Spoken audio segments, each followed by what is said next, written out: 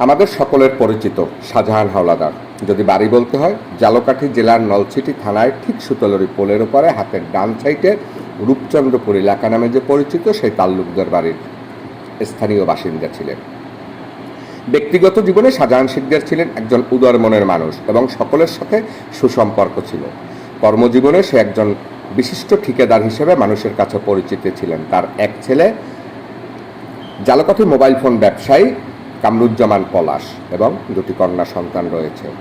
কাউকে কিছু না বলে দীর্ঘদিন শারীরিক অসুস্থতার মধ্য দিয়ে আজকে বরিশাল শেরেবাংলা মেডিকেল কলেজ হাসপাতালে জীবনের ইতি টানলেন। আর তার জীবনের ঠিক শেষ মুহূর্তে শুভাকাঙ্ক্ষী সহ আত্মীয় স্বজনের উপস্থিতি ছিল চোখে পড়ার মতো। ঠিক বাড়ির আঙিনাতেই তার জীবনের শেষ জানাজার নামাজটি আজকে অনুষ্ঠিত হয়। আসরবাদ আজকের নামাজের অনুষ্ঠানে দেখা গিয়েছে মুসল্লিদের তার চোখে, তার মুখে, তার যে চলাফেরায় একটা মানুষের সাথে তাল ছিল, সেটা কিন্তু মুসল্লিদের মুখ দেখলেই বোঝা যায়। অর্থাৎ সকল শ্রেণীর মানুষের উপস্থিতি ছিল আসলেই চোখে পড়ার মতো। হাজারো মানুষের উপস্থিতির মধ্য দিয়ে আজকের চিরবিদায়ের জীবনের শেষ সময়টুকু ইতি টানলেন শাহজাহান হাওলাদার।